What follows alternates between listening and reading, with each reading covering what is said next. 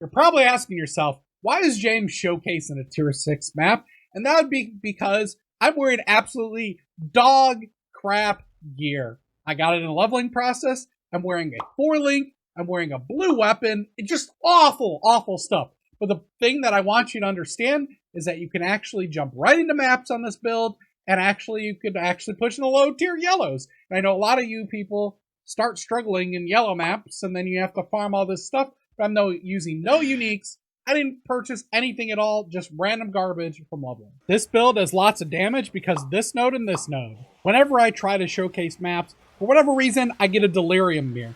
Honestly, I should just record and then I'll just get a delirium mirror on every single map, right? That's how it works. No. Now for this build, we're using a steel skill. For a steel skill, you basically throw knives into something and then use Call of Steel to yank them out. And when you yank them out, it does an AoE explosion based on impales. So it adds really good clear where we're doing this like 1-2 punch. We do 1 to 2 attacks, then we recall, and then we're able to clear the area. Now when I said my gear was dog crap earlier, I feel like you didn't believe me. So let me show you what weapon I'm currently wearing.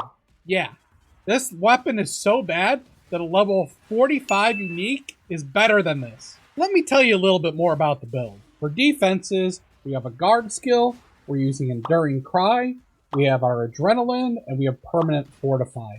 We're also using Determination Aura. For offensive auras, we're using a Pride, which is a temporary buff. We're using Dread Banner, and we're using Herald of Purity. Then we have Vitality and Life Regen on the tree, and we have Life Leech and Health Potion, and Enduring Cry gives us a lot of Life Regen as well. So that is how we are getting our life back on tough enemies. Two of the most important things to invest in earlier is a life flask or any sort of flask that can remove corrupting blood, and also a freeze immune flask. That's where most people die from stuns and freezes. We don't have to worry about stuns because of our Ascendancy. This is your captain speaking. If you look to your left, there are 3 bosses. That's right, we are fighting 3 bosses, but we're nice and high altitude. It's nice and chill up here. We're just running around. There's no need to panic. No need whatsoever to panic at all. We're just nice and chill. And this is taking forever because we have a crap weapon. Yeah. Don't think I forgot about the crap weapon, did you? Yeah, this thing's a piece of garbage. Am I right? Am I right, guys? Now let's take a look at playstyle. So I recommend either having cast when damage taken guard skill or put your guard skill on left click. So right now I'm still using Steel Skin. Pretty soon I'll switch into Molten Shell because it's better. Now, you'll probably notice I don't have my charges. Whenever you enter a new zone, you need to do a Call of Steel or you don't have these up. And then you just attack with them. 1, 2, 3, 4, 5, 6, 7, 8.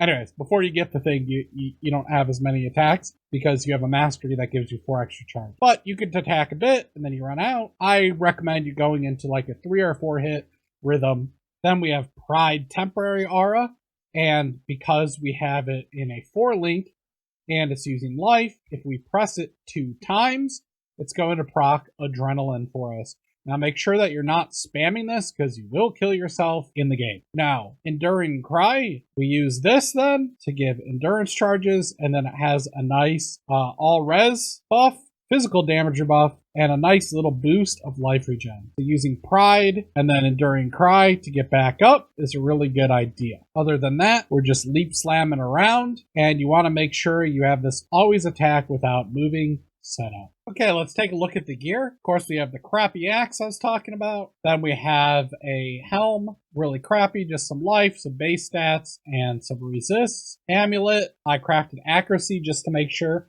that my accuracy is above life. That's really important for one of the nodes that we grabbed on the tree, but I'll talk about that in a second. And then, yeah, it's pretty awful. It has a little bit of int so that we can meet the requirements. Really crappy chest piece with a little bit of life and 2 resists. A ring that has life and 2 crappy resists. A ring that has no life and 3 resists. A pair of gloves that has high life and I crafted a resist. A belt that is life, 2 low resists and I crafted a 3rd hybrid. And then a pair of boots with no movement speed on it, 2 resists and a little bit of life, and I crafted a crappy movement speed. For gems, we have Determination, Steel Skin, Enduring Cry, and Herald of Purity. This does not need to be linked. Then we do need a 4-link here, Divine Blessing, Increased Duration, Pride, and Life Tap. Then we are using Shattering Steel with Vicious Projectiles, Life Tap, and Brutality. We would then add Maim and Slower Projectiles for our last 2 links. Then Leap Slam, Mark on Hit, Sniper's Mark, Life Tap, and then we have Vitality, Precision, and Dread Banner.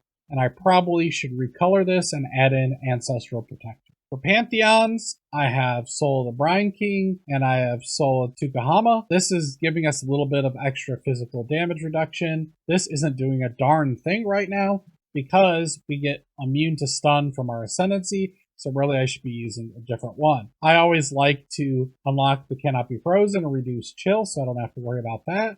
And then I generally like to go with this less duration of Ignite on you with the immune to Burning Ground. We killed all the bandits because, well, we want the skill points. Now let's take a look at the skill tree. Now I will be covering right after this portion the full leveling guide with what gems you need to pick up where, my recommendations for the setup as we progress through the acts, and some other leveling tips, so make sure that you stick around for that. So the first Ascendancy that we picked up was First to Strike, Last to Fall. Then we picked up Unstoppable Hero, which does nothing until we grab the next one. And then we picked up Fortitude. Now, at the start, we went this way down to here. Really important node right here, Impale Mastery. This lets your Call of Steel be cast quickly, and it increases the radius. It's a very big, noticeable difference for the Call of Steel area radius. Then we want to grab life, because 50 life really early on is really important. And we're going to grab some resists here. Then we're grabbing Onslaught Effect, and this node right here gives us 20% chance to gain Onslaught on kill. And this is a ton of both damage and attack speed. So that's going to allow us to drop the Onslaught support early on. And we're going to go straight for this stuff. Then we go this way, and an important thing here, I had to grab this because I have Precise Technique, and I need to make sure that my accuracy is above my life, and I was very close, so I had to suck it up and grab it. Then we have Point Blank as well, so this is where a lot of the damage is coming from, because we have a 40% more multiplier from this, a 30% more multiplier from this. Then we also get Rage on Hit from our Axe Mastery here. And we pick these up because this gives percent accuracy, and this gives flat accuracy plus a good chunk of percent damage. Then this is an Impale Cluster, so we're grabbing the other Call of Steel. It increases the reflected damage and +4 Steel Shards.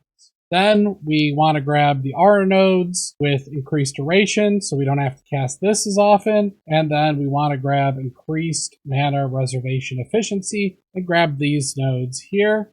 Then we're just grabbing some more life. Now I could set up a cast when damage taken setup with Molten Shell and then grab Insta Warcries and then just put Warcry on left click. That's what I probably will do at league start. Someone just suggested that to me in the comment section, so thank you for doing that. And now let's get into how to level this thing. If you need something to listen to while you're leveling, I've been interviewing other Path of Exile content creators, and it's on the Tell Us About channel. The link's in the description of the video. Did you know that you can drop War Banner to get Adrenaline? Yeah, one shot, baby. For full disclosure, I've ran through this whole process that I'm going to lay out 2 times. My first time was 6 hours and 28 minutes, and my second was 6 hours and 2 minutes. And I had Ellen do it one time, and he had 6 hours and 18 minutes. So based on this poll, most of you guys would be pretty happy to get those times, and that was with both of us being rusty and running a little bit suboptimally. Now, I'm not a racer, and that's slow to a lot of people, but I think it's, to any realistic person, like 6-ish hours is pretty darn good. Let's start by going over some tips that you're going to want to know. So first of all, you get War Banner at level 4, and then if you're just accumulating kills as you go to the boss, you drop it to burst the boss in Act 1, Act 2, so on and so forth. So make sure you make use of that so you can get quick boss kills. Now there's a lot of important recipes that you need to know. You need to know that if you use a weapon with a magic rare or unique rustic sash, plus a blacksmith waystone, you get a magic weapon with percent fizz. Now it's really important to be doing that every 5 to 10 levels. Upgrade your weapon. please upgrade your weapon. Otherwise, you're going to have a rough time. Then, what you need to know is you can sell 3 life flasks of the same type to get the next level life flask. You really need to make sure that you have a large life flask for Brutus and for Merveil. Otherwise, Act 1 is going to suck. Now, you can get resistance rings by selling 1 iron ring plus a gem of a certain color. So, iron ring plus green is topaz, iron ring plus red is ruby, plus sapphire res, iron ring plus blue is sapphire. So, use these to your advantage. And Merveil is cold, and then the Veil Overseer, the Act 2 boss, is lightning, so you're going to want some lightning res, and you want some lightning and cold res for dominance. Now, the playstyle, as we're going through, is like this. We're only going to kill packs when we either need to proc Onslaught or it is a large pack. Otherwise, we're just going to leap slam through the entire zone. That's how you get good time. Then I have some leveling notes for you here. So right when you kill Hillock, you're going to buy an iron ring, and then you're going to equip Splitting Steel with Chance to Bleed. Then after the medicine chest, you're going to grab Onslaught Support. And then I have some priority of link suggestions here. So you would want Onslaught for a long time until you get Onslaught on the tree to be your priority link so that you move quicker. When you get to town, after you go to the Submerged Passage, you want Dash and Steelskin, and you want to buy War Banner and Ancestral Protector.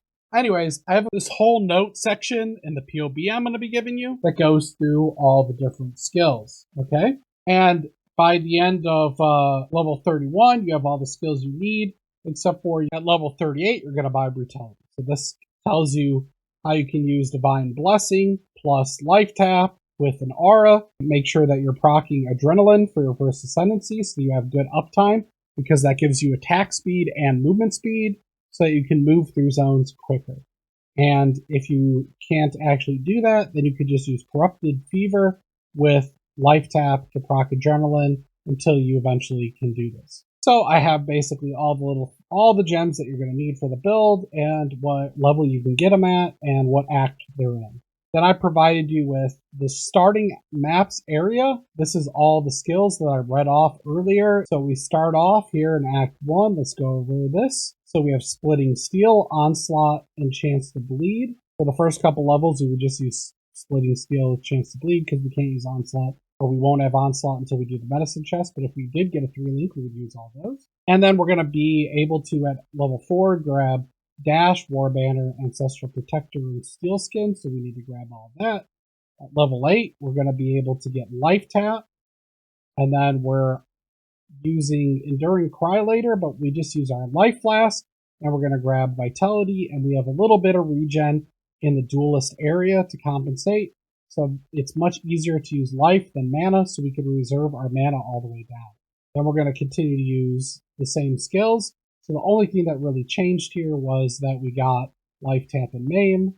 So I did it like this. I don't know if it's too confusing for you guys. And then at level 10, we're grabbing Leap Slam and Vitality and Enduring Cry and Precision.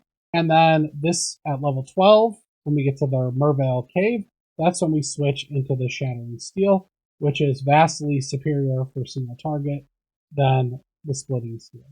Then we are going to just add in Herald of Purity and Blood Rage at level 16. At level 18, we will end up getting Vicious Projectiles, but we probably won't be able to use it. Then in the next act, we're going to get Determination and Pride, but we're not going to be able to use those. And then we also are going to pick up Sniper's Mark, and we can start using that right away. Then this brings us to the next part where we're going to want to do the library so that we can get Divine Blessing with Life Tap, either Pride or Determination. And then the next thing that we add in, at level 38, we get Brutality, which we could use as a priority support. So the leveling is pretty straightforward. At that point, you just play the same thing, and you can add more links. I would go with Shattering Steel, Brutality, Life Tap, Vicious Projectiles, Maim, and Slower Projectiles for the last 2. Then, for leveling, I've provided you with different amount of passive points so that you can follow along. So for Act 1, this is where we're going. We're going to go for Art of the Gladiator, and then Destroyer, Act 2, we're going to go here first. And we definitely want this Impale Mastery so we get increased use speed and the area. The area is a big deal. Then we're going to pick up 50 life and this more regen because we're going to be using life tap and a little bit of resist. Then we're going to go here to get improved onslaught, and this gives us onslaught and kill for 4 seconds so we can drop the onslaught support. And then we're going to start going this way, and now this is a resist cluster, and we're going to need this accuracy nodes in order to be able to grab precise technique here. Now in Act 4 or 5, now the build is really starting to come together. We've picked up a little bit of life leech. We have both precise technique and point blank, and at this point we also should be able to get first to strike, last to fall. So we're going to be able to proc that adrenaline buff, and adrenaline gives us 100% increased damage, 25% increased attack cast and movement speed, and 10% additional physical damage reduction. So quite a bit of movement speed there, and attack speed, and just damage. Then in 6 and 8, we're going to grab these Impale Masteries. It's not a bad idea to grab this at some point as well, but now we're going to go this way and grab these 2 aura clusters so we can put all the auras together. And at this point, we should now be able to grab Unstoppable Hero. It does nothing because we're not using Fortify until we get Fortitude. So you can take your time getting that. And then, before you kill Kitava, you want to do Merciless Latin, so you get Fortitude. Now we're just going to pick up some more life. And then for the next couple of points, and we go over here and pick up life. And then the next couple of points, we can pick up some more damage here with the Overwhelm, or just some more life nodes. We can travel either to this area to get life nodes, or we could travel up here to get life nodes, or we could go around this way to get life nodes, and there's some life nodes over here. So we have some options.